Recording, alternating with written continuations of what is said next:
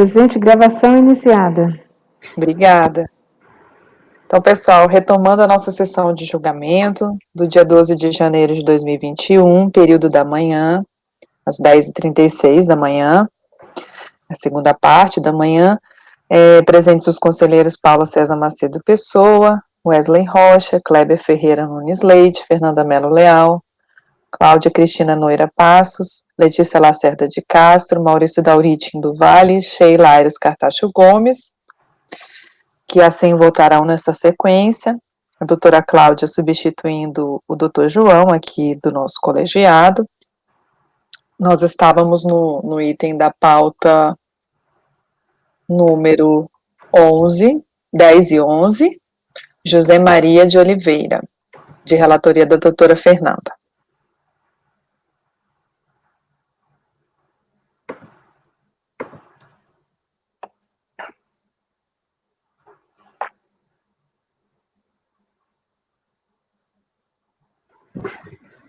José Maria de Oliveira. Previdência Social, titular de cartório, equiparação à empresa. A gente já pegou processos bem semelhantes. Aquele caso de que são titulares do cartório, que são responsabilizados pelo pagamento de contribuições e acabam alegando que não seriam os responsáveis. Vamos lá, um caso concreto. Então, trata-se de lançamento de contribuições sobre salário de contribuição destinada à Previdência. Informa o auditor que foram lançadas em auto de fração distintos as contribuições devidas pelos segurados e destinadas às outras entidades e fundos. O doutor José Maria foi designado pelo... então, gente, na verdade, esse é idêntico ao que a gente julgou.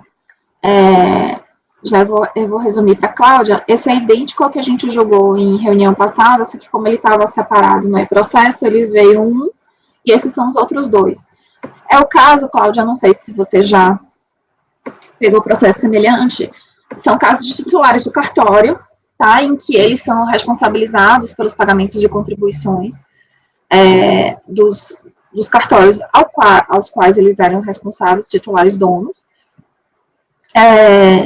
e que havia legislação dando essa previsão, respaldando essa responsabilização. E aí, nesse caso aqui, o terceiro processo, na verdade, o segundo processo contra esse contribuinte, que era titular de cartório, né? Inclusive, teve também, nesse caso aqui, que também tinha previsão para isso, ele foi, inclusive, designado pelo Poder Judiciário para responder, tá, pelo cartório ao qual ele era titular. E aí tem, inclusive, uma portaria que designou a responsabilidade dele, que é a portaria número 35, de 31/7 de 2002.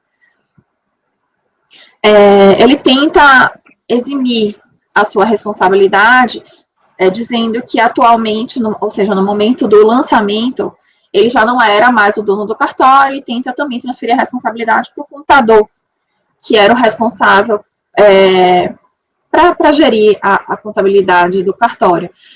Mas a legislação é muito clara no sentido de que o responsável, né, pelas contribuições é aquele que era dono do cartório no período do objeto, né, o período do lançamento, e não no momento em que foi lançado, mas sim relativo ao período do lançamento. E no período do lançamento era ele que era o titular. Então, a TRJ, analisando a impugnatória, coloca que o lançamento é incontroverso, tá?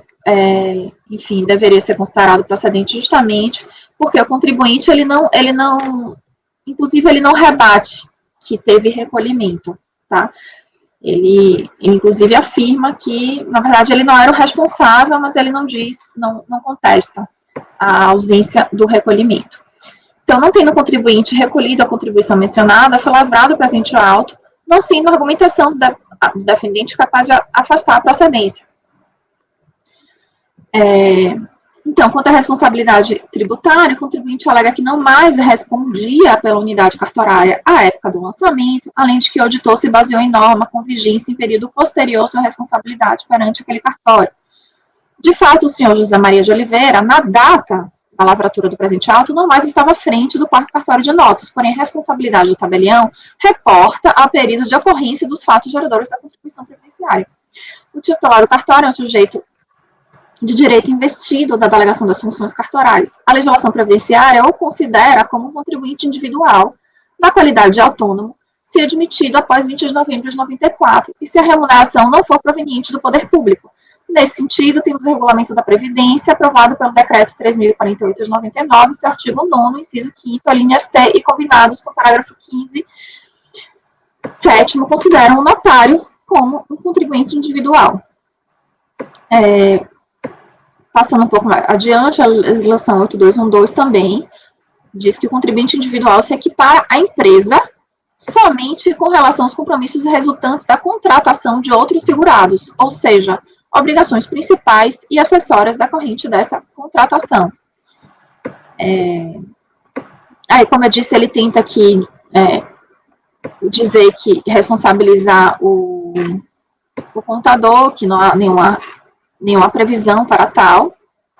Então, resta claro que a responsabilidade pelo contribuinte das obrigações previdenciárias, acessório principal, é do titular de serviços notariais, que à época da ocorrência do fato gerador respondia pelo expediente, né, o doutor José Maria, ratificado pela portaria mencionada, número 35 de 2002, e que tal responsabilidade durou até 20 de 4 de 2005. Quanto à escrita contábil, ser do contador, pelos próprios dispositivos transcritos, não há que se afastar a responsabilidade do doutor José Maria. Contraditório e ampla defesa, supostamente feridos, de acordo com o contribuinte, não teve nenhuma comprovação de ferir tais garantias constitucionais, elas foram devidamente resguardadas, porque o processo foi todo, correu o seu curso normal, não deixou de ter nenhuma oportunidade de defesa. Tá? Pois bem, as bases de cálculos não foram contestadas, conforme repetido algumas vezes ao longo do processo. Então, a DRJ volta por julgar improcedente a impugnação, não tendo o crédito tributário exigido pelos motivos expostos, em sede de recurso, o contribuinte segue sustentando a conta alegada, não traz nenhuma prova adicional. Então, eu ratifico, né, o entendimento da DRJ, eu faço dos fundamentos dos meus, eu ratifico que os serviços notariais de registro, né, eles trago a fundamentação da lei e que realmente o próprio TST, analisando a relação trabalhista no âmbito dos cartórios, ele manteve o reconhecimento da relação entre o titular e os trabalhadores que lhe prestam serviços, motivo pelo qual a relação de natureza previdenciária também se dará entre as referidas pessoas. Então, assim, eu trago só mais um argumento de que até o TST já reconheceu a responsabilidade do titular cartorial. O recorrente não juntou os autos provas suficientes que pudesse alterar o lançamento fiscal, bem como decisão de primeira instância, apenas se limitando a afirmar que não deveria ser mais o responsável por tais lançamentos, porque não era mais o responsável à época do lançamento. Quanto às demais considerações, ratifico tudo quanto exposto e fundamentado na decisão de piso. Então, dessa feita, e com foco nas argumentações e documentações apresentadas ao longo do processo, entendo que deve ser negado provimento a recurso voluntário e mantido o lançamento fiscal nos moldes efetuados. Esse é o voto do 10 e do 11, que são idênticos, e realmente a gente já votou outro processo de tal contribuinte em reunião passada, que foi o mesmo entendimento, até porque ele não vai de encontro ao lançamento, apenas a responsabilidade, que não tem como afastar de acordo com a determinação legal. É como voto. Obrigada, Fernanda. Alguma dúvida? Tá dando para seguir tranquilo, Cláudia? Eu nem estou fazendo nenhum resumo, porque está tão claro os relatórios da Fernanda. Tá ótima. Qualquer coisa que você não entender, você pode... Tá ótimo. A Previdência aí, pode falar com a gente. Algum questionamento, pessoal? Está votando por negar provimento. Só não tem o negócio da constitucionalidade, né, Fernanda? É só negar mesmo, né? Doutor Paulo, como vota? Acompanho. Doutor Wesley? Acompanho. Doutor Kleber? Acompanho. Doutora Cláudia? Acompanho. Doutora Letícia? Letícia? Acompanho. Doutor Maurício? Também acompanho. Eu também acompanho. Então, os itens 10 e 11 acordam os membros do colegiado por unanimidade de votos em negar provimento ao recurso. Agora, dando uma folguinha para Fernanda. Doutora Letícia. Vá fundo, Oeste, me dê uma folga aí, viu? Massacrei, né, Fê? Vamos lá. Philip Scott. 12, né? Sim. Esse caso é um recurso são obrigações principais de contribuições previdenciárias,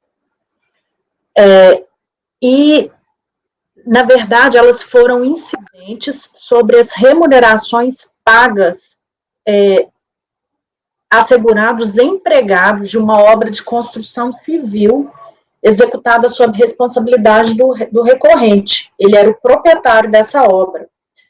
Elas foram apuradas por arbitramento e foram consolidadas em junho de 2007, correspondente à competência de maio de 2007, tendo sido constituídos do levantamento do ARO, foi o aviso para regularização da obra.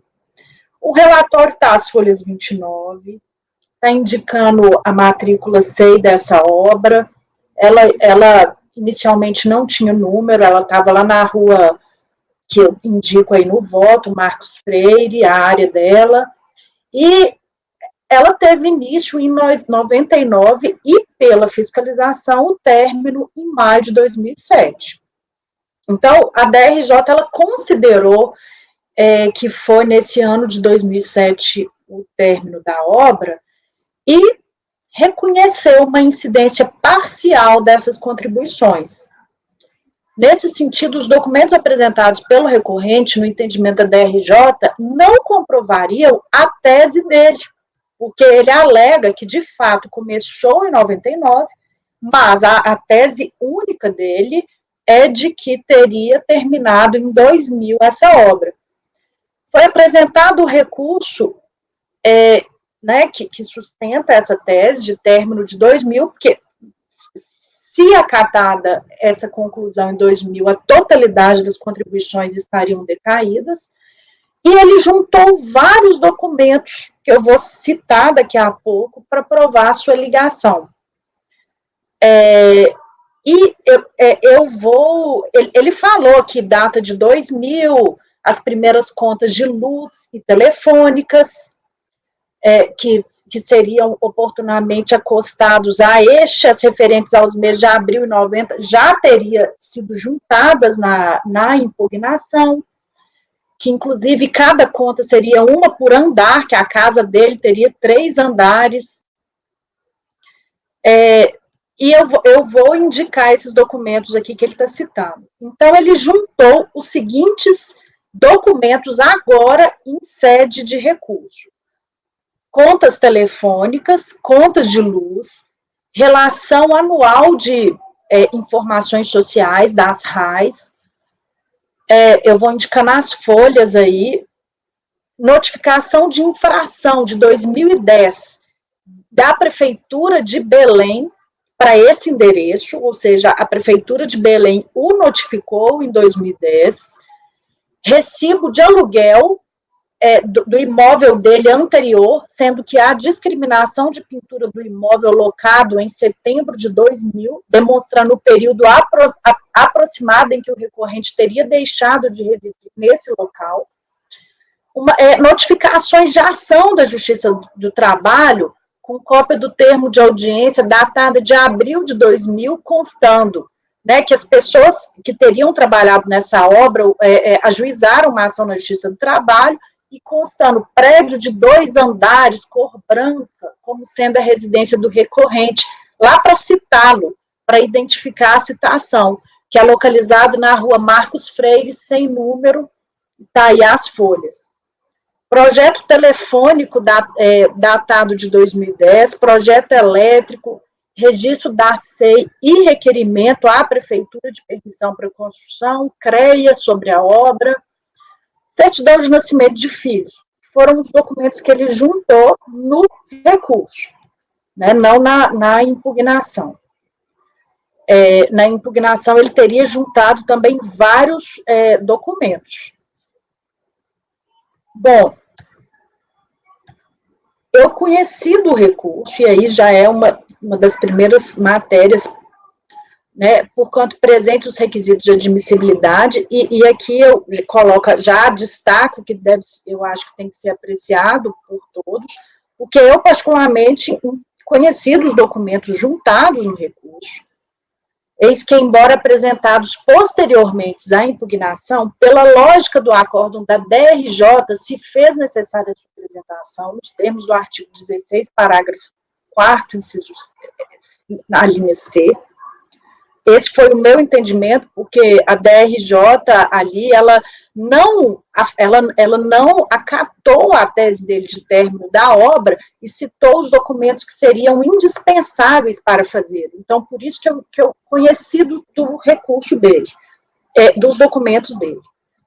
Bom, o ponto central do presente recurso é o enfrentamento da data em que fora concluída a obra sob responsabilidade do recorrente, a saber, se a integralidade do crédito tributário está ou não decaída por força da súmula vinculante número 8 do Supremo.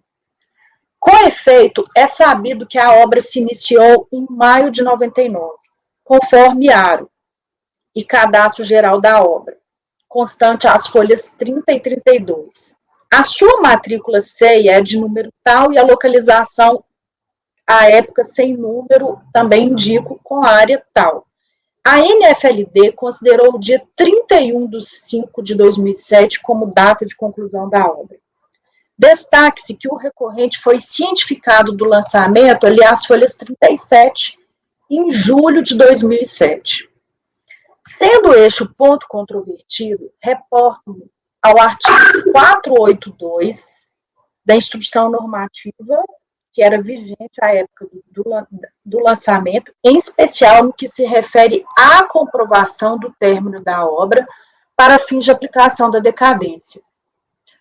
Bom, então, esse artigo 482 fala, no parágrafo 3º, dos documentos conclusivos para eu provar, e que ele não juntou nenhum desses documentos. A BITSE, certidão de lançamento tributário, nada desses documentos foram juntados. Né, escritura de compra e venda do imóvel. E aí vem o parágrafo 4º, que fala que a comprovação de que trata o parágrafo 3º dar-se-á também com a apresentação de, no mínimo, 3 dos seguintes documentos. Aí fala, correspondência bancária para o endereço da edificação emitida em período decadencial. Sendo segundo, contas de luz, de telefone ou tem esse ou, de luz, de unidades situadas no último pavimento emitidos em período decadencial. Declaração de imposto sobre a renda comprovadamente entregue à época, vistoria do Corpo de Bombeiros, na qual consta a área do imóvel expedida em período decadencial, e planta aerofotogramétrica do período abrangido pela decadência, acompanhado por laudo técnico constando a área do imóvel e a respectiva arte no crédito.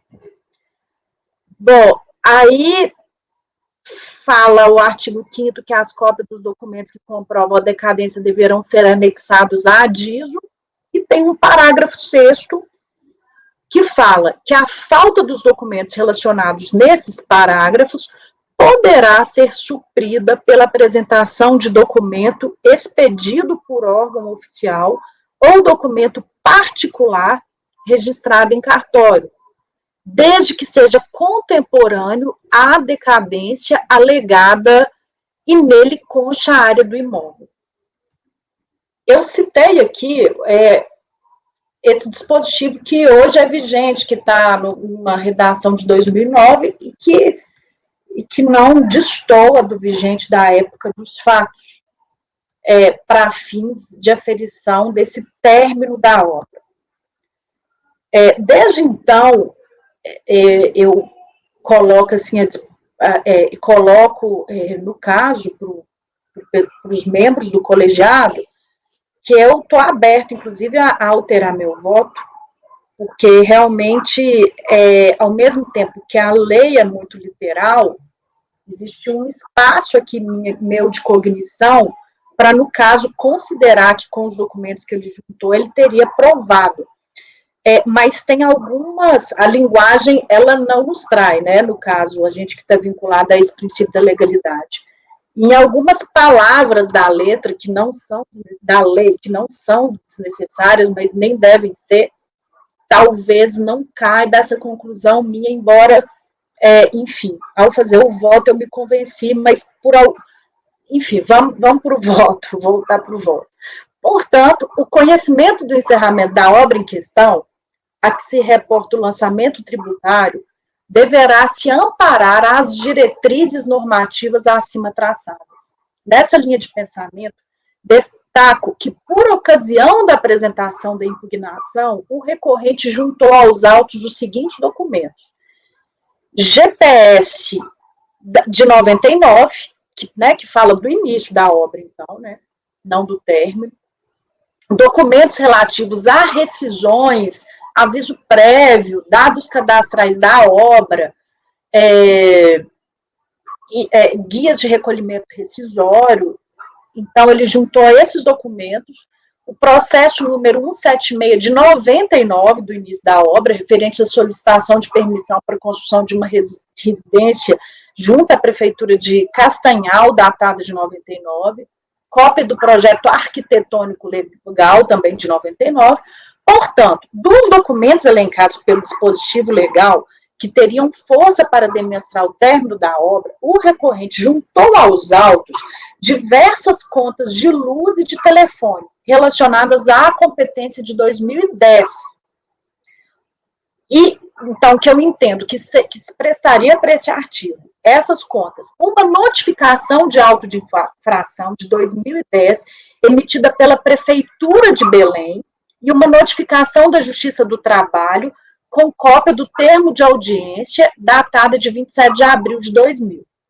Esses documentos reportam-se ao endereço do recorrente, que é esse, posteriormente que esse endereço for enumerado. Pela legalidade que vincula o juiz acerca do conhecimento da finalização da obra, são necessários, no mínimo, 3 dos documentos relacionados no parágrafo 4º, já transcritos. E por que eu entendi que esses documentos completariam um número mínimo de 3? E que eu coloco a apreciação do colegiado, por evidente, e estou aberta à interpretação diferente, porque, inclusive, é o primeiro caso que eu pego desse dispositivo. Porque eu usei esse parágrafo 6º. Destaco por relevante o disposto no parágrafo 6º. A falta dos documentos relacionados nos parágrafos 3º e 4º poderá ser suprido pela apresentação de documentos pedidos por órgão oficial ou documento particular registrado em cartório, desde que seja contemporânea à decadência legada e nele conste a área do imóvel. Então, eu não sei se a minha cognição foi deveras favorável, mas eu entendi que se prestaria para provar esse parágrafo C, se prestaria a notificação da Justiça do Trabalho e a da Prefeitura de Belém, como se fosse documento expedido por órgão oficial. Enfim, houve uma elasticidade interpretativa aqui, porque eu realmente entendo que esses documentos poderiam provar esse término. Desse contexto probatório, entendo que o recorrente demonstrou que em 2010 a obra teria sido concluída. Especifico principalmente os documentos apresentados, das contas de luz e telefone, bem como pelas notificações de órgão público, Prefeitura e Justiça do Trabalho, na lógica do disposto no parágrafo 6º acima transcrito. Portanto, tendo sido concluída a obra em 2010, tem-se que, por força do prazo decadencial quinquenal, a integralidade do crédito tributário enquanto se extinta pela decadência. Então, esse foi o meu voto. Obrigada, doutora Letícia. Doutor Paulo pediu a palavra. Está sem microfone, Paulo. Ok, o lançamento se refere ao período de 2007, é isso? Então, eu queria confirmar, essas contas de fato são do ano 2010, você colocou lá no seu relatório, o requerente juntou em si os seguintes documentos: contas de telefone de 2000, 2001, 2002, 2003, 2004, contas de luz 2000, 2001, 2002, 2004, e mais algumas coisas. Então, aqueles documentos que você está falando lá no seu voto no final, dizendo que são 2010, eles são 2010 mesmo ou são datas anteriores ao lançamento? São de 2000. As contas de luz e telefone têm conta a partir de 2010. Então, é como se ele realmente residisse em 2010 no imóvel, logo eu entendi que ele estaria pronto, né? Ok, mas o lançamento não é 2010, é antes de 2010. É 2007, só que como por arbitramento, o fiscal considerou que ele não tinha terminado a obra, né, não estava regular, aí ele considerou o fiscal por arbitramento como término da obra maio de 2007. E ele está falando, não, eu terminei em 2010. Não, fala 2000, ano 2000, não é não? Ele terminou em 2000. Não, é 2000, é 2000. Porque a conta de luz, por exemplo, tem uma conta aqui na terceira página do PDF, do segundo PDF aqui, da Telemar. É novembro de 2000 a conta, Paulo. Aí, aqui, na parte do endereço, tá falando assim, casa de 3 andares, na parte do endereço. É a página 3 do segundo PDF. É que o voto dela, ela está falando de 2010 lá no voto, entendeu? Então, aí é questão de corrigir essas datas no voto, é isso, Letícia? Exato. Isso, eu errei mesmo. Uhum. É 2000. É tudo 2000. Ok. Eu não vi o aro aqui assim, mas foi feita uma construção nova ou foi uma ampliação? Minha dúvida é essa, se já existia essa casa e ele fez uma reforma, por exemplo, ou foi uma construção nova? Deixa eu me recordar aqui. Eu ver no relatório aqui só um pouquinho.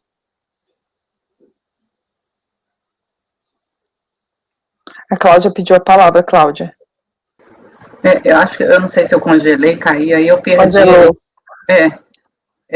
É porque tem uns pontos que você bota 2010, eu acho que você quer falar 2000, tem até projeto telefônico, é 2000, eu estou olhando aqui a folha, eu não sei se vocês já chegaram a essa conclusão, porque eu acabei caindo, mas onde você fala 2010 é 2000, projeto telefônico. Sim, já estou inclusive alterando aqui. É tudo 2000.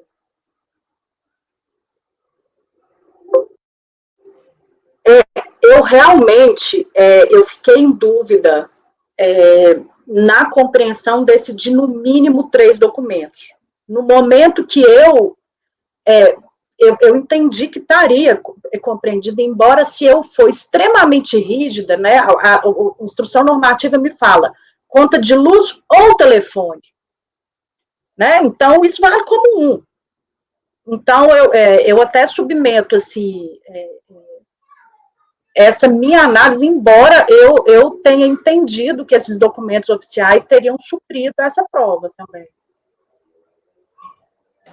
Aqui pelo DISO, ele construiu mesmo os 930 metros. Estava contando 0 de área construída e a área de cálculo foi 930 metros, como se não tivesse nada ali, né?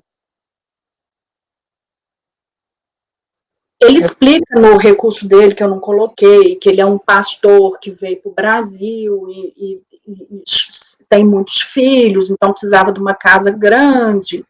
Foi uma obra nova. A minha dúvida era só se era uma reforma, porque às vezes já existia e ele reformou, e por isso que o fiscal estaria lançando, né? Mas pelo que eu entendi, foi uma obra nova mesmo. O Dr. Kleber que é expert nessa parte aí, né, Dr. Kleber? São 3 documentos, né? São 3 documentos, e tem que ter os 3 mesmo. Aqueles ali é exaustiva. Mas aí eu poderia contar luz e telefone como 2? Não, é um comprovante de luz ou de água. Ele tá na mesma fila lá da lista de documentos da IN. Tá. E, por exemplo, uma notificação da Prefeitura de Belém para o endereço dele, notificando ele por uma autuação.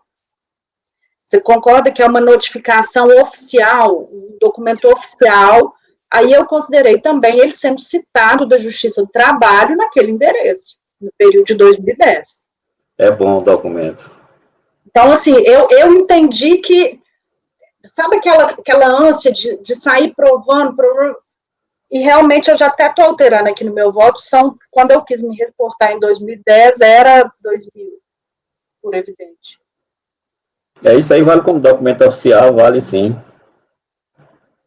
Então, eu acho que ele estaria incluído naquele parágrafo 6º que eu citei. Isso. Ok. Então, podemos colocar em votação? Doutor Paulo. Acompanho. Doutor Wesley. Acompanho. Doutor Kleber. Ela está votando por dar provimento, tá? Isso, acompanho. Doutora Fernanda. Acompanho. Doutora Cláudia. Acompanho. Doutor Maurício. Eu também acompanho. Então, acordam os membros do colegiado, por unanimidade de votos, em dar provimento ao recurso. Esse foi o item 12. Philip Scott Totti. Votado.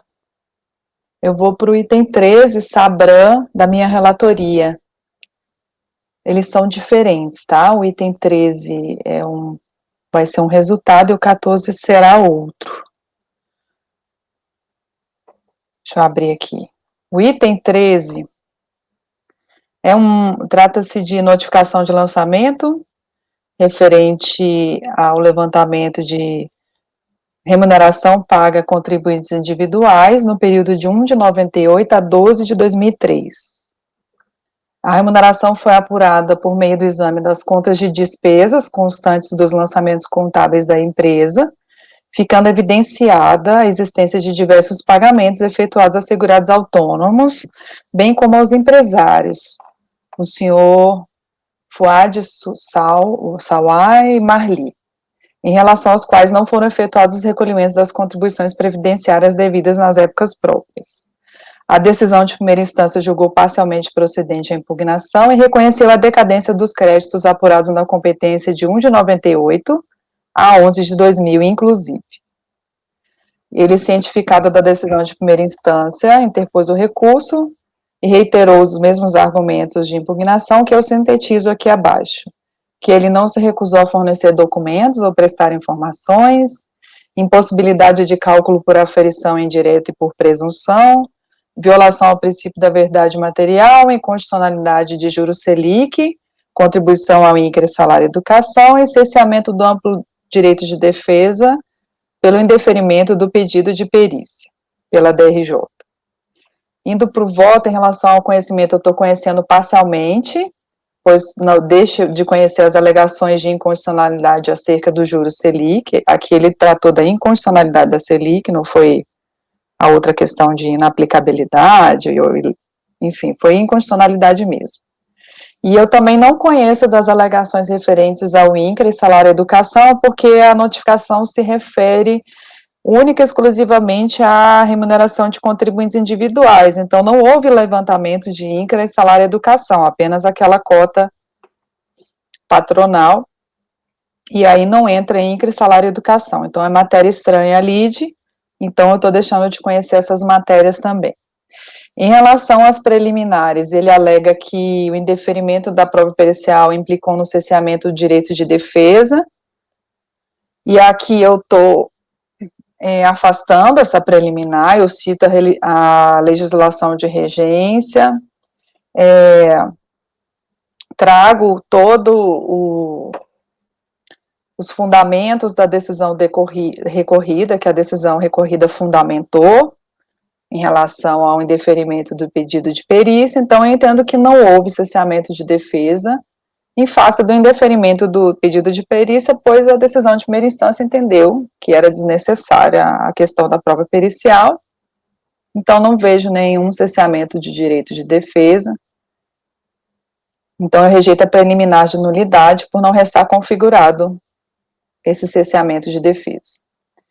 Em relação ao mérito, ele reitera os mesmos argumentos de impugnação, E aqui eu estou aplicando o artigo 57, parágrafo 3º, e estou adotando a decisão de primeira instância, que eu vou dar uma resumida aqui. Ele questiona a questão da aferição indireta, presunção, nulidade, e aqui no caso não houve aferição indireta, aqui eu grifei.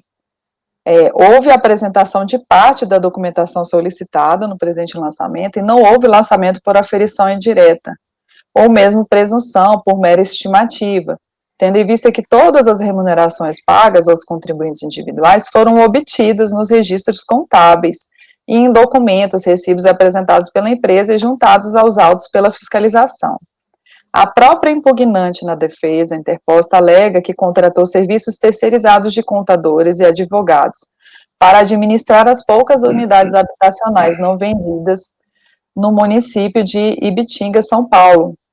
Então, ele mesmo prova que, pelos documentos juntados aos autos, recibos, lançamentos contábeis e tudo, não há dúvidas de que realmente houve a prestação de serviço, e não houve uma aferição. O que houve foi um lançamento com base na contabilidade, foi solicitado que ele trouxesse os documentos referentes àqueles lançamentos, ele não trouxe, então o fiscal fez um lançamento com base na contabilidade. Ele apresentou parte, né, desses documentos.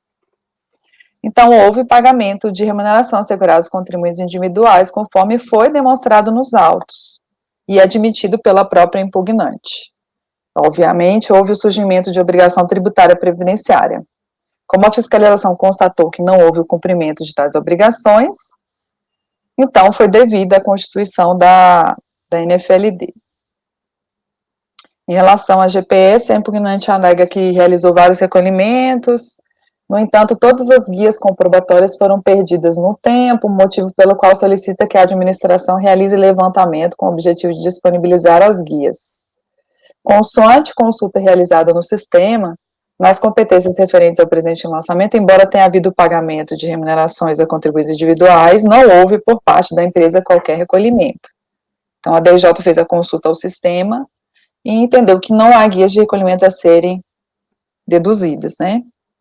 Então, verifica-se do exposto que houve pagamento de remuneração assegurada aos contribuintes individuais, conforme foi demonstrado nos autos e admitido pela própria impugnante, e que não houve o cumprimento de tais obrigações por parte da empresa.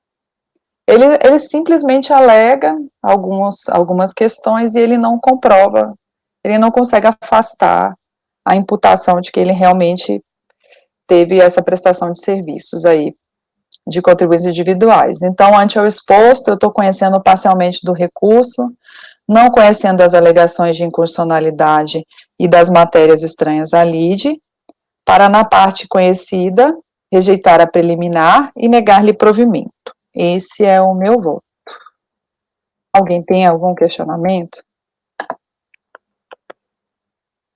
Doutor Paulo, como vota? Acompanho. Doutor Wesley? Acompanho. Kleber? Acabou, mas a gente Doutor Kleber? Acompanho. Doutora Fernanda? Doutora Cláudia? Acompanho. Doutora Letícia? Acompanho. Doutor Maurício? Também acompanho. Então, esse primeiro item da SABRAM, item 13, acordam os membros do colegiado, por unanimidade de votos, em conhecer parcialmente do recurso, não conhecendo as alegações de inconstitucionalidade das matérias estranhas à lide, para, na parte conhecida, rejeitar a preliminar e negar-lhe provimento. Indo para o item 14, o item 14, eu reconheci uma decadência aqui. Esse processo, eles foram julgados em datas distintas na DRJ. O segundo foi julgado mais tarde, esse primeiro que a gente fez foi julgado mais tardiamente, então naquela ocasião eles já haviam reconhecido a questão da decadência. Esse foi julgado antes. Então eu vou resumir aqui. Aqui era um auto de infração que tinha a competência de janeiro de 98 a 12 de 98. Eu nem vou entrar no mérito das contribuições que foram lançadas, porque já deu Mais de 5 anos. Então, eu tô deixando de conhecer das alegações de inconstitucionalidade acerca do juros Selic e INCRE Salário e Educação. E em relação à decadência, eu estou aplicando a questão da súmula do Supremo, que a decadência, a súmula 8, né, que a decadência é de 5 anos.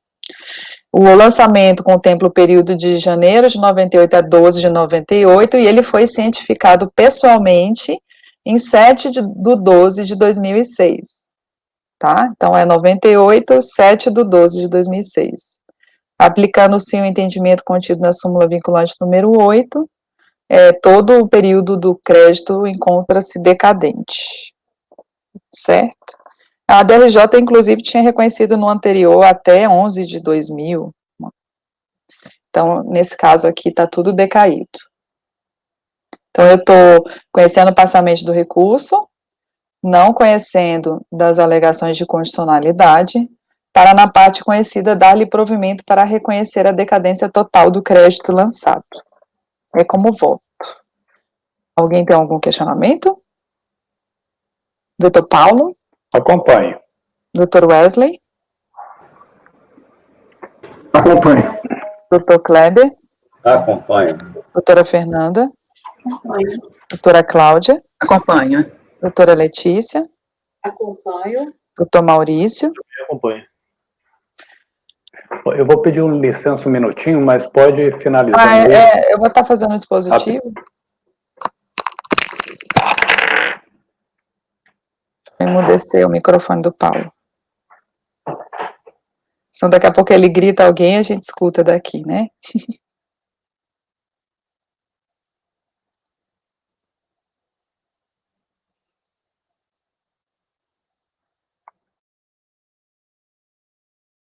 Então, acordam os membros do colegiado, por unanimidade de votos, em conhecer parcialmente do recurso, não conhecendo as alegações de inconstitucionalidade, para, na parte conhecida, dar-lhe provimento para reconhecer a decadência total do crédito lançado.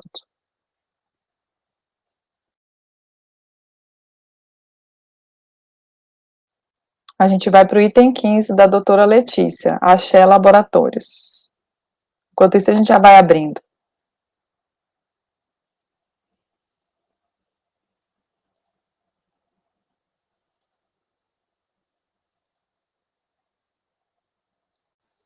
Uma dúvida, enquanto o Paulo não retorna, esse processo retornou da Câmara Superior para a gente só apreciar uma questão.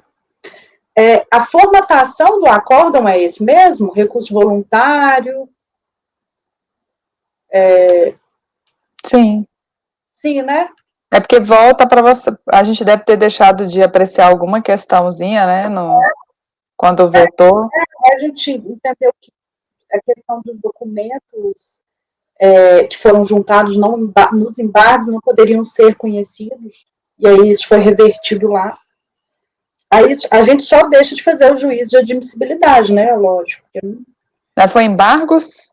Não, é o seguinte. O Paulo já Vamos lá, vamos começar. Item 15, Paulo, Axé Laboratórios. Nós vamos começar agora.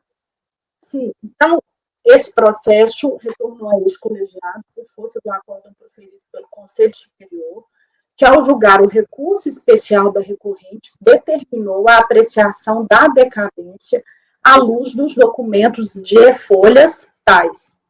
Eu transcrevi o voto, os fatos, eu transcrevi do recurso especial, que, na verdade, é o seguinte: no curso desse processo administrativo, né, houve a declaração, o reconhecimento da prescrição, da decadência quinquenal.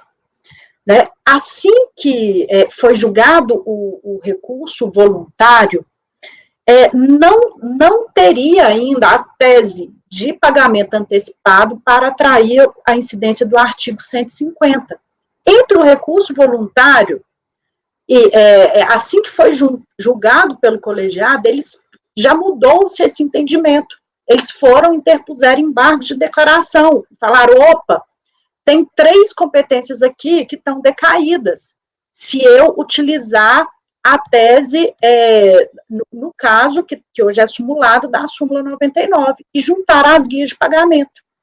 Aí esses embargos foram rejeitados, falaram, não, o documento tem que ser julgado, tem que ser juntado antes. Eles fizeram o recurso especial, aí fizeram o agravo do recurso especial, e no conselho eles falaram, não poderia ser exigido do contribuinte juntar documento que sequer essa tese jurídica tinha sido consolidada, né, pelo CARF e também na ciência jurídica e tal. Né? Então, eu citei o acordo da Câmara Superior enfrentou a seguinte matéria controvertida: possibilidade de apresentação de prova extemporânea para fins de análise da decadência, considerando-se que essa é matéria de ordem pública, sendo que o litígio envolve apenas as competências de janeiro, fevereiro e maio de 2001. E aí foi o entendimento que, nesse caso específico, poderia, porque foi no curso do processo administrativo que eu tive essa tese. E assim que essa tese surgiu, via embargos tempestivos, eles juntaram as guias de pagamento. Bom, então, nossa cognição aqui, igual eu já partindo para o voto propriamente dito, eu falo que limita-se a análise, obviamente, dos documentos de folha 531 a 542, visando ao enfrentamento da ocorrência ou não da decadência do crédito tributário. Ela sustenta que seria aplicado o artigo 150, eis que foram pagas contribuições previdenciárias de forma antecipada nas competências de janeiro, fevereiro e maio de 2001, os documentos estão lá indicados. Compulsando estes documentos, verifica-se que, de fato, a prova do pagamento antecipado das contribuições dessas competências, pelo que se impõe o reconhecimento da decadência, considerando que a ciência do contribuinte do trabalho fiscal se deu em 29 de novembro de 2006, folhas 44 do processo, o que atrai a regra de contagem. Então, eu entendi que se aplica a súmula 99 e reconhecer a decadência dessas três competências. Eu até falo assim, no momento desses documentos, tem um CNPJ da empresa que não é o da autuação, mas isso é irrelevante. Todas essas três competências têm prova de pagamento para o CNPJ da AXE que cuida do trabalho fiscal.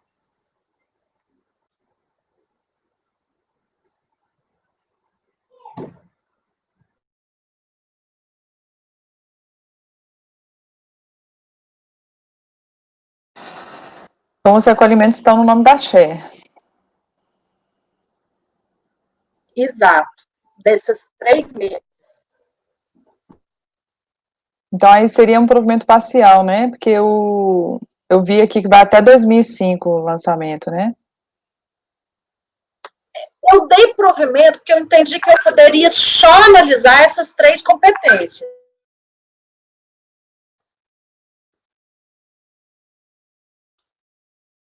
Agora eu fiquei na dúvida.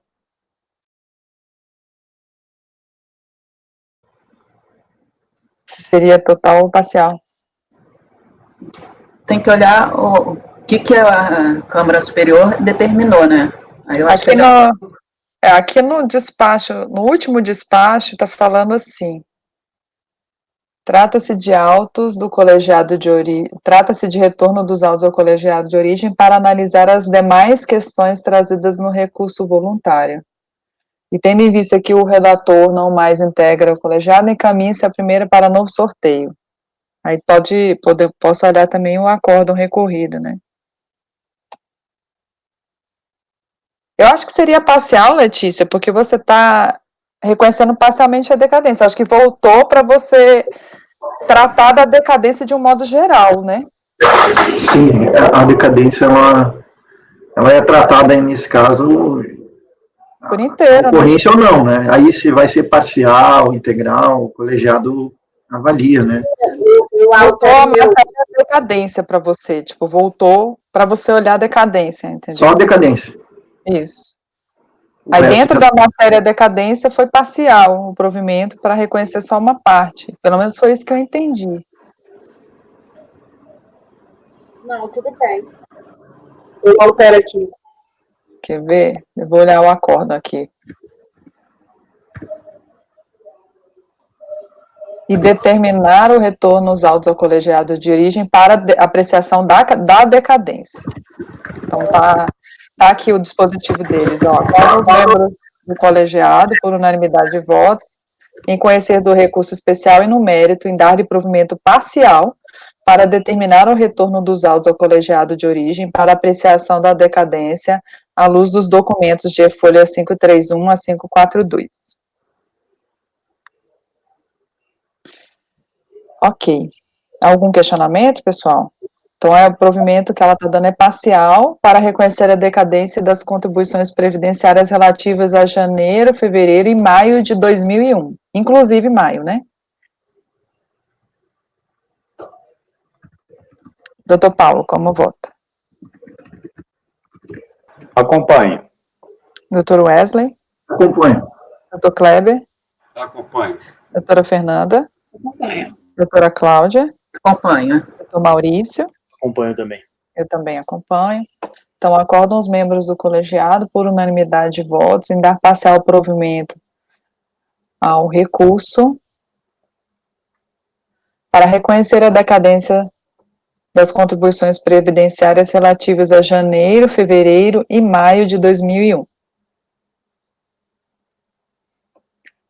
Próximo processo é o item 16 da pauta. É 16, 17, vai até do Paulo, até 21. Bom, vamos lá. São 6 processos da contribuinte Infraservice. Previdenciários, né? 3 obrigações principais e 3 obrigações acessórias. Então, nas obrigações principais, nós temos contribuições devidas pela empresa, pelos segurados, contribuições não retidas, nem não recolhidas, e contribuições devidas a terceiros. As impugnações e as teses dos recursos voluntários são idênticas nesses 3 processos. Mas a gente vai votar primeiro o 16 e o 18, que o resultado vai ser idêntico. O 17 vai ter uma pequena diferença de resultado, porque ele recorre de uma questão que não integra a lide. Então, eu vou fazer um pequeno recorte no 17. Então, eu lendo o 16, a matéria vai ser suficiente para enfrentar esses 3 processos, 16, 17 e 18. Só o resultado do 17 que vai ser ligeiramente diferente, porque tem uma parte não conhecida. Então, vamos para a gente pode jogar junto o 16 e o 17, né? Que Perfeito. tratam das obrigações principais aí. 16 e 17, né? Tá. O 16, especificamente, trata de débitos correspondentes às contribuições discriminadas sobre remuneração não declarada em GFIP. Então, patronal incidente sobre remuneração de segurados empregados por apreensão indireta, financiamento Giraut, né, e etc. Eu transcrevi o relatório da decisão de piso, transcrevi também as teses da impugnação que são as mesmas teses do recurso voluntário, então eu fiz essa referência, e eu acho que nós podemos partir diretamente para o voto, que eu vou acolher integralmente os fundamentos do acórdão recorrido, e que ele faz referência item por item das teses impugnadas e repetidas no recurso voluntário. Pode ser assim? Pode. Então, vamos ao voto. A recorrente reitera as mesmas teses deduzidas na impugnação ao lançamento, já enfrentadas pela decisão recorrida, cujos fundamentos na parte que acolhe adota como razões de decidir segue transcriço. Bom, do salário maternidade. Com relação à glosa de salário maternidade, a impugnante alegou que, por erro meramente procedimental, o departamento de pessoal da impugnante efetuou o pagamento do salário maternidade da senhora Lindail de Almeida e, por conseguinte, efetuou as deduções correspondentes. Acrescenta que o procedimento adotado não causou qualquer prejuízo ao INSS, não sendo correto que seja apenado com a cobrança do tributo. Conforme consta do relatório fiscal, foram glosadas no levantamento glosa de salário maternidade as deduções do salário maternidade da sócia fulana de tal, declaradas em GFIP nas competências tais, tendo em vista que o benefício da segurada contribuinte individual deve ser requerido e pago diretamente pelo INSS, o que não permite a dedução por parte da empresa. O salário maternidade da segurada contribuinte individual é devido e pago pelo INSS a quem deve ser requerido, ao contrário do que acontece com o segurado empregado. A legislação não impõe ao empregador qualquer obrigação de efetuar o recolhimento do salário maternidade da segurada contribuinte individual, logo não se justifica as deduções efetuadas.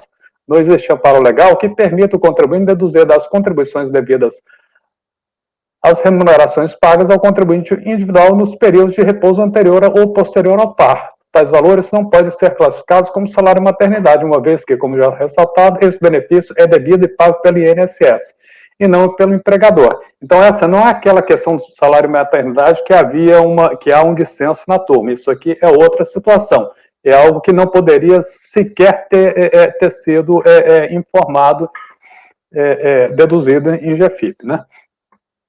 Bom, da remuneração da empregada Ana Paula de Sá. Com relação à remuneração da empregada Ana Paula, a impugnante alegou que, apesar da falha apontada, qual seja, não constar a empregada das folhas de pagamento de 1 a 3 de 2007 efetuou os descontos das contribuições previdenciárias incidentes sobre as remunerações percebidas pela referida empregada, bem como procedeu ao recolhimento das contribuições descontadas, conforme comprovam os documentos apresentados.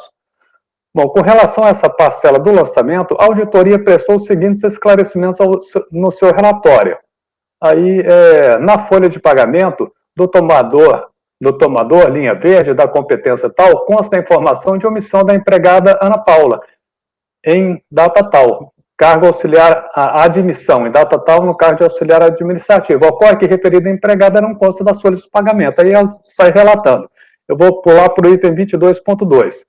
Persiste o problema que impede a auditoria fiscal de deduzir a sobra de recolhimento do crédito fiscal referente às contribuições incidentes sobre as remunerações da segurada em questão nas competências tais. Com efeito, nas GFIP válidas e não substituídas, não foram declaradas remunerações da segurada Ana Paula de Sá. Dessa forma, não pode ser tido como comprovado o recolhimento das contribuições devidas. Não se justifica o comportamento da autuada, pois a mesma não corrigiu sua GFIP, apesar de ter tido diversas oportunidades para tanto, durante a ação fiscal e por ocasião da apresentação da impugnação. Por outro lado, de forma incoerente, solicita que, da base de cálculo não inserida na GFIP, seja deduzida a sobra de recolhimento. Falando em tese e para demonstrar o descabimento da apropriação pleiteada, assinalo que, sem a inserção da base de cálculo na GFIP, seria possível que a mesma sobra de recolhimento fosse utilizada como comprovação de pagamento de outros débitos suplementares de natureza diversa. Cabe à autuada propiciar os meios que permitam deduzir do crédito apurado a sobra de recolhimento mediante refazimento de GFIP, condição indispensável para a revisão do lançamento fiscal. Bom, da conta custo de mão de obra, serviços prestados. Alega a impugnante que as quantias registradas na conta custo de mão de obra direta, serviços prestados, se tratam de valores referentes ao pagamento de aluguel do veículo de propriedade do senhor Luiz Sigonali, no período tal. A documentação que daria suporte aos referidos lançamentos não foi apresentada à fiscalização por ocasião da ação fiscal e agora por ocasião da apresentação da impugnação. A defendente alega que não localizou os documentos comprobatórios, razão pela qual solicita posterior juntar os documentos. Aí eu cito aqui o que a ação fiscal falou sobre isso, né? E vou logo para o item 23.6. Por outro lado, a defendente não apresentou qualquer comprovação de sua alegação de que se trata de pagamento de aluguel de veículo, o que torna incabível a pleiteada revisão do lançamento fiscal, já que alegar e não provar é que para-se a falta de impugnação. Dessa forma, em razão da inconsistência da alegação apresentada, deve mesmo ser tido como improcedente. Do alegado pronunciamento da gerência executiva do Recife. Bom, alega a impugnante que diversas parcelas componentes do lançamento fiscal têm natureza indenizatória, não possuindo natureza salarial. Salienta a impugnante que a gerência executiva de Recife, em pronunciamento publicado em data tal, em resposta sobre consulta efetuada sobre implicações decorrentes da edição da Lei 10.243 de 2001, que alterou o parágrafo 2º do artigo 458 da CLT, concluiu que ocorreu a revogação tácita de todas as condições previstas no artigo 28 da Lei 8.212, que não encontra guarita no parágrafo 2º do artigo 458 da CLT. Bom, a impugnante não trouxe aos autos cópia do referido pronunciamento, bem como não identificou o mesmo através de numeração que lhe tenha sido consignada. Também não trouxe aos autos a identificação do signatário da suposta manifestação e do consulente. Dessa forma, a alegação apresentada não deve ser levada em conta para fins de revisão do lançamento fiscal. A posição do INSS sobre o tema deve ser pesquisada nos diversos atos normativos que foram editados posteriormente ao citado pronunciamento e à edição da lei número tal, 10.000 e tal, né? A instrução normativa INSS número 100 de 2003 indica as condições necessárias para que a não ocorrência da incidência de contribuições sobre parcelas indicadas em seu artigo 78, exemplificando como a transcrição do artigo 78, aí segue transcrito ele. Bom, então essa tese foi rejeitada. Da alegada revogação parcial da Lei 8.212 pela Lei 9.528. Argumenta a impugnante que ocorreu revogação tácita de todas as condições previstas no artigo 28 da Lei 8.212, que não encontra guarita no dispositivo parágrafo da CLT. Há que se considerar que o direito tributário e o direito trabalhista são ramos distintos do direito, cada qual com seus princípios e conceitos próprios.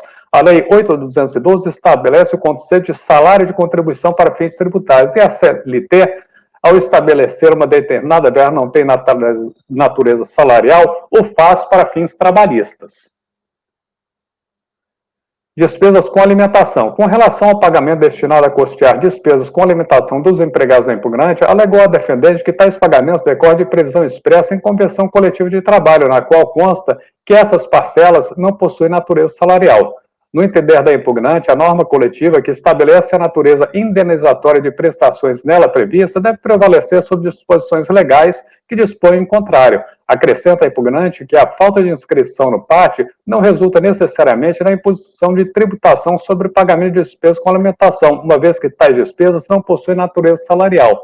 A convenção coletiva não pode prevalecer sobre uma lei ordinária, mormente quando a mesma se trata de lei tributária. Como já ressaltamos acima, o direito tributário e o direito trabalhista são ramos distintos de direito. Por essa razão, não se concebe que um fato gerador previsto na legislação tributária não esteja tributação em razão de disposições estabelecidas em convenção coletiva.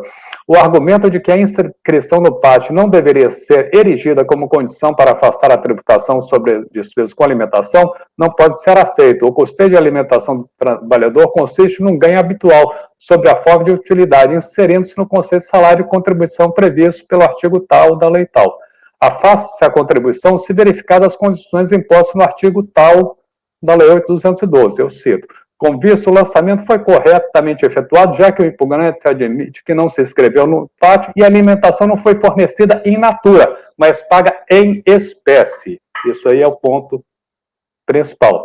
Despesas com assistência médica. Alega a impugnante que as despesas com assistência médica não integram o salário de contribuição, uma vez que não possui natureza contratual, não constituindo em benefício voluntário concedido pela atuada. Acrescenta a impugnante que a Lei 8.212, ao estabelecer como condição para que as despesas com assistência médica não integrem a base de cálculo de contribuições previdenciárias, que o beneficiário seja extensível a todos os empregados da empresa, colide com o disposto no parágrafo tal da CLT, segundo o qual o pagamento de despesas médicas não integra o salário do trabalhador.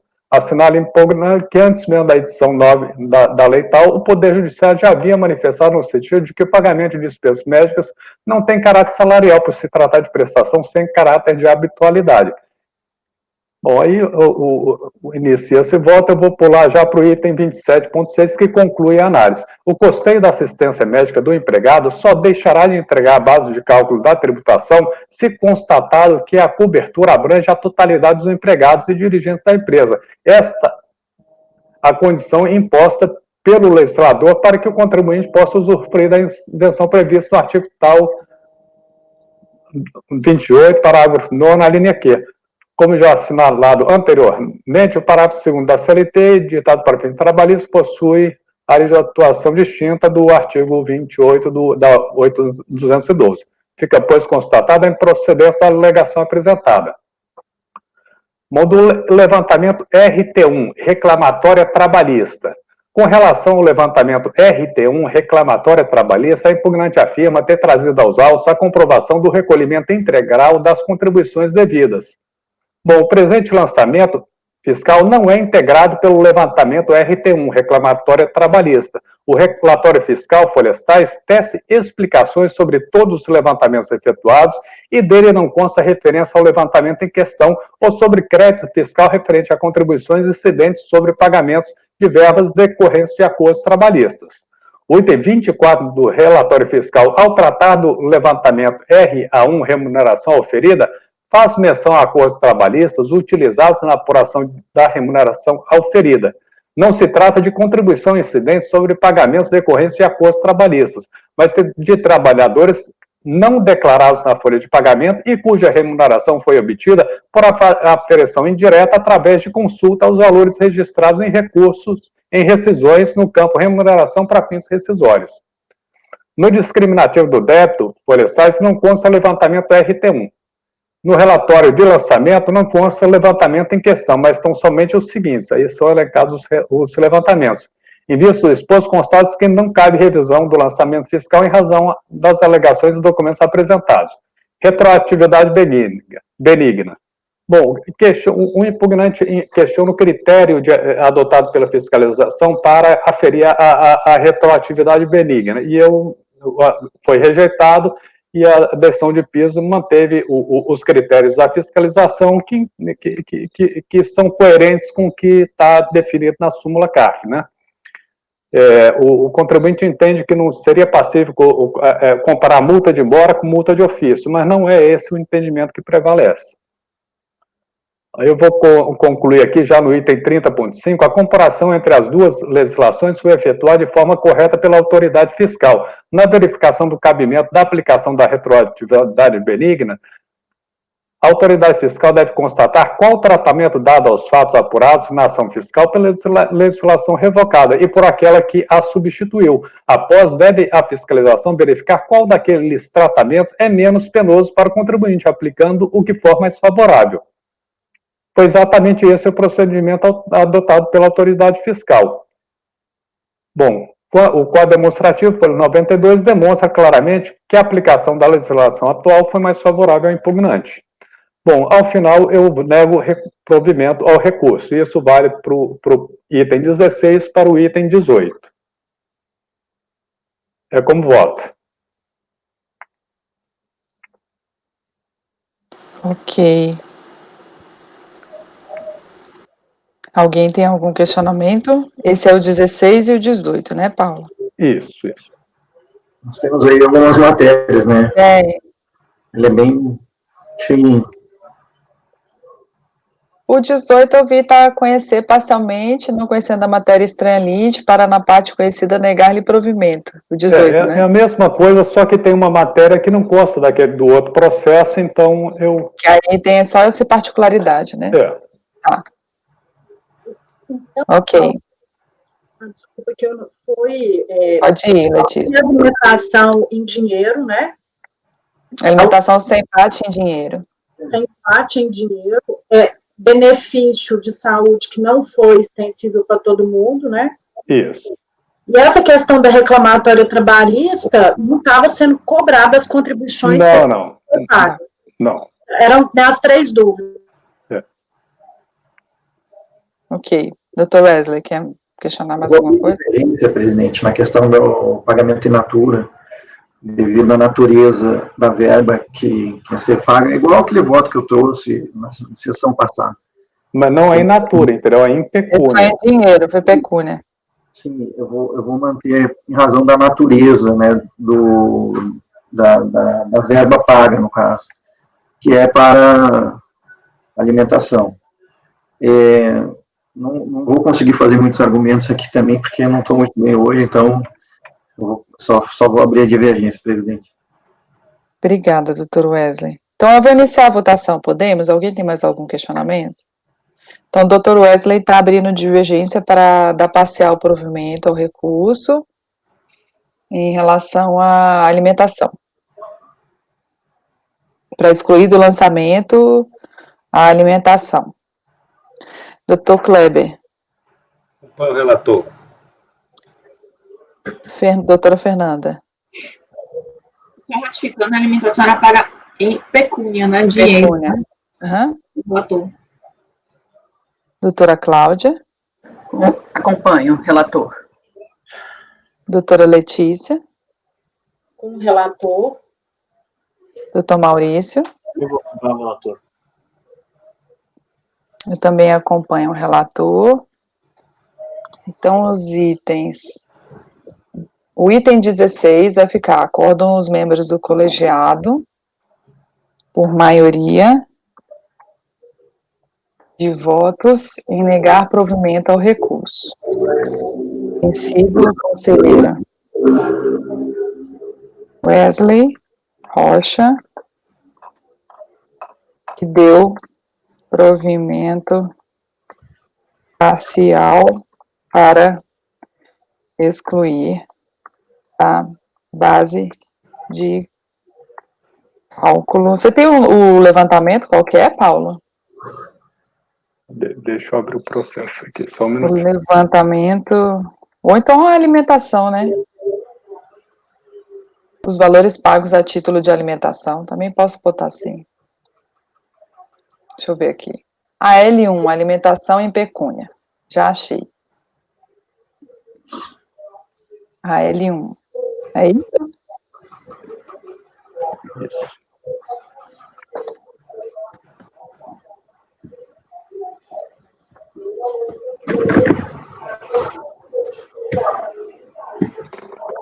Alimentação em pecúnia. A L1, alimentação em pecúnia.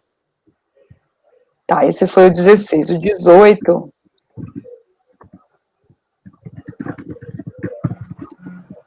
Acordo os membros do colegiado, por maioria de votos, não, por unanimidade de votos, em conhecer parcialmente do recurso, não conhecendo da matéria estranha à lide. E na parte conhecida, por maioria de votos,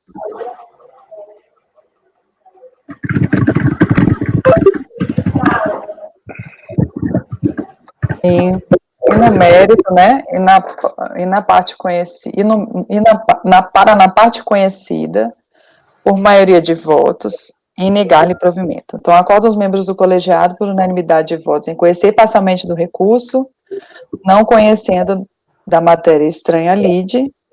Não, peraí, não ficou bom, não. Melhor colocar, por maioria de votos.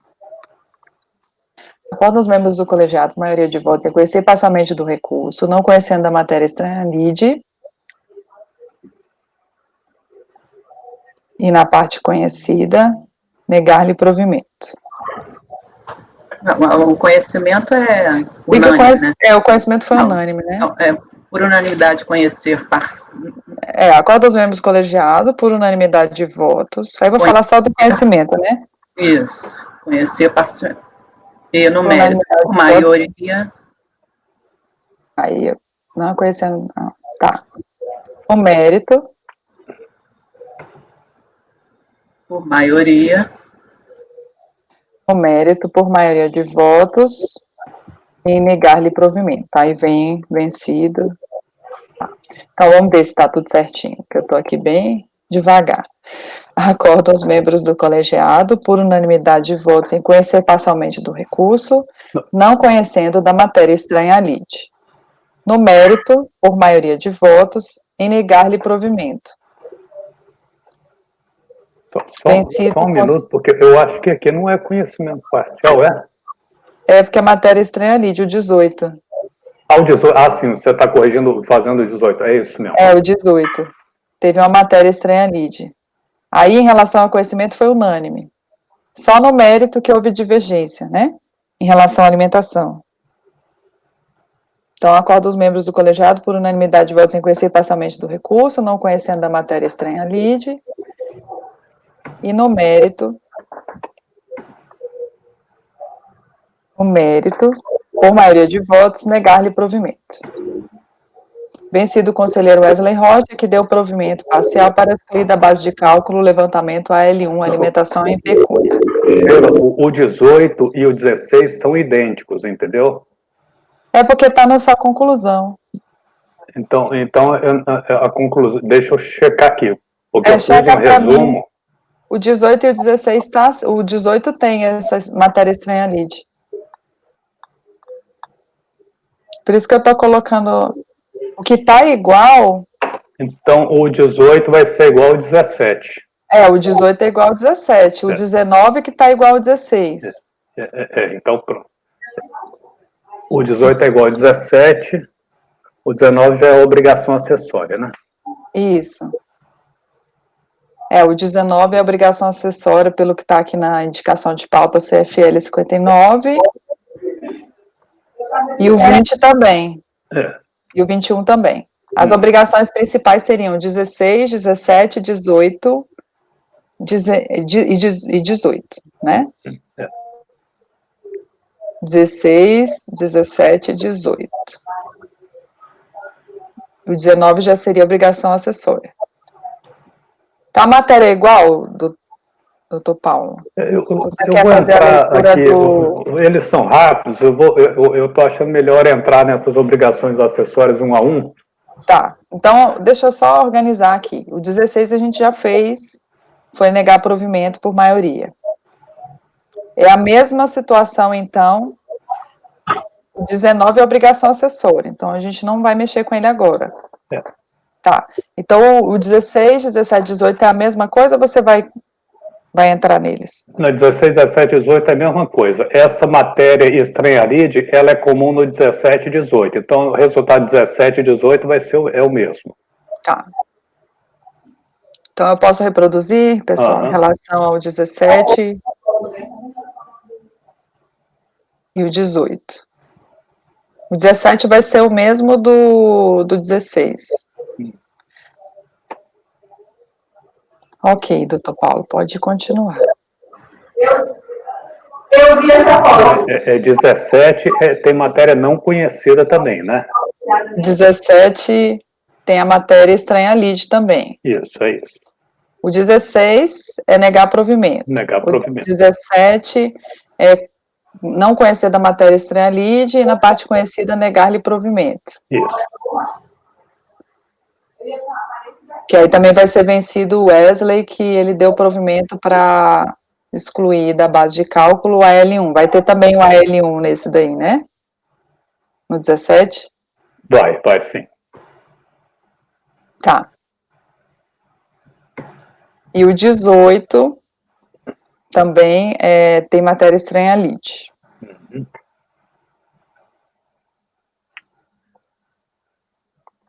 O 18 é igual ao 17, o resultado.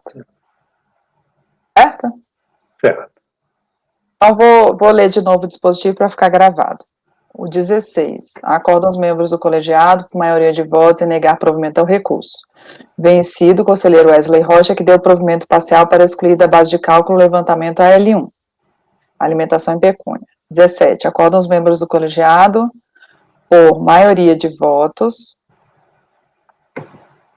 ou por unanimidade de votos, em conhecer parcialmente do recurso, não conhecendo da matéria estranha lide, e no mérito, por maioria de votos, em negar-lhe provimento. Vencido o conselheiro Wesley Rocha, que deu provimento parcial para excluir da base de cálculo o levantamento AL1. Esse é o mesmo dispositivo do 18. Indo para o 19. Obrigação acessória. Ok. O 19 é falta de arrecadação das contribuições dos segurados empregados. Ele apresentou impugnação julgada improcedente, né? Então, na impugnação aqui, ele diz que alega que foram lavrados contra ela diversos lançamentos, descumprimento da obrigação principal e previdenciárias, em que teve multi-ofício, aduz que, além dos lançamentos, a fiscalização entendeu por bem durante lançar mais uma multa, dessa forma severa, ter sido punida duplamente. Aí, no recurso voluntário, além de alegar duplicidade de impugnação, ele requer que o julgamento desse processo ocorra após o julgamento definitivo de outros processos. Bom, eu conheço do recurso, rejeito o requerimento de sobrestamento do julgamento do recurso até que haja julgamento definitivo dos autos de infrações tais por falta de previsão legal. A recorrente reitera as teses da impugnação já enfrentadas pela decisão de piso e eu trago aqui os fundamentos aqui do acorde de piso. Não ocorreu a dupla superposição de penalidade, como alegou a atuada. A multa de ofício e a infração 59 decorre de fatos distintos. E sigo discorrendo aqui o fundamento da decisão recorrida, que é um fundamento que já é comum na nossa turma, né? No CARF como um todo, não se reconhece haver duplicidade de penalidade em casos como esse. Então, eu estou votando por negar provimento ao recurso. Ok. Algum questionamento? Aqui é o auto de infração pela ausência de desconto da remuneração dos segurados, né? Está negando o provimento. Dr. Wesley, como vota? Eu acompanho. Dr. Kleber? Acompanho. Doutora Fernanda? Acompanho. Doutora Cláudia? Acompanho. Doutora Letícia? Acompanho. Doutor Maurício? Também acompanho. Eu também acompanho. Então, item 19, acordo os membros do colegiado por unanimidade de votos em negar provimento ao recurso. Item 20. Bom, o 20 é falta de escrituração incorreta de lançamentos contábeis. Também é uma multa acessória independente do lançamento da multa de ofício, né? Então, a impugnação foi julgada improcedente, eu acho que nós podemos partir direto para o voto em que eu vou enfrentar as teses defensivas. Não conheço a arguição de inconstitucionalidade face ao suposto caráter confiscatório da penalidade aplicada, por exceder as competências decisórias desse colegiado. Eu cito a súmula CAP 2. Conheço das demais matérias. Rejeito o requerimento de sobrestamento do julgamento, a exemplo do julgado anterior. A recorrente reitera as mesmas teses deduzidas na impugnação já enfrentadas pela decisão recorrida, e eu transcrevo. Em suma, ele alega duplicidade e é enfrentado, caracterizado a existência de fatos distintos, que justifica a penalidade pela obrigação acessória e principal. Então, eu voto por não conhecer da arguição de inconstitucionalidade, conhecendo o restante, e na parte conhecida, negar provimento ao recurso. Ok, algum questionamento? Dr. Wesley? Eu acompanho. Dr. Kleber? Dr. Kleber? Acompanho. Doutora Fernanda? Acompanho. Doutora Cláudia? Acompanho. Doutora Letícia? Acompanho. Doutor Maurício? Acompanho. E eu também acompanho. Então, item 20, acordam os membros do colegiado por unanimidade de votos em conhecer parcialmente do recurso, não conhecendo das alegações de inconstitucionalidade, para na parte conhecida negar-lhe provimento. Item 21, aí é o último. Aqui ele também argui a dupla penalidade. Deixa eu ver, gulosa de salário e maternidade, Ana Paula.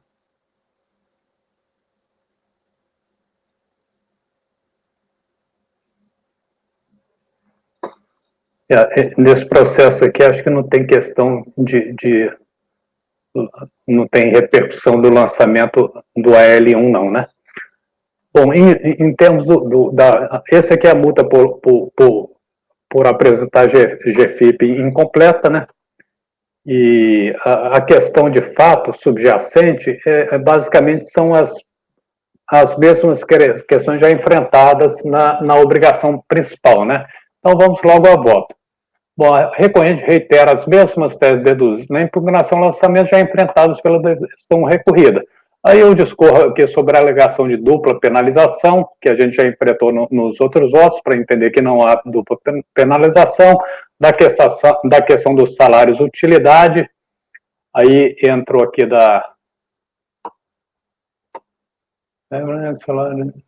salário não possui natureza salarial, FP1 só, levantamento que não integra salário, não integra. Bom, glosa de salário e maternidade, já foi falado, despesa da empregada Ana Paula, já foi, a mesma questão já reproduzida nos votos anteriores, custo da mão de obra aqui na questão da suposta locação de veículo não provada, despesas com alimentação, assistência. Impugnando diversos argumentos a fim de demonstrar a improcedência da contribuição sobre pagamento de despesas com alimentação. Cabe ressaltar que as contribuições em comento foram lançadas nos levantamentos AL1, UT1 e VT1, que não foram considerados por ocasião do cálculo do valor do presente auto-infração, como é possível verificar pelo quadro demonstrativo de folhas 43. Então, aqui o Wesley não ficará vencido, porque essa questão não integrou esses autos, né? Levantamento RT1 e reclamação trabalhista é a mesma questão já enfrentada nos demais votos, né? Isso não integrou o lançamento. Retroatividade benigna, ele faz a mesma questão aqui, dizendo que não houve uma comparação adequada, e como já foi dito na análise aqui das obrigações principais, de fato, a aplicação foi a correta, segundo a jurisprudência do CARF, né? Então, eu voto por negar provimento ao recurso.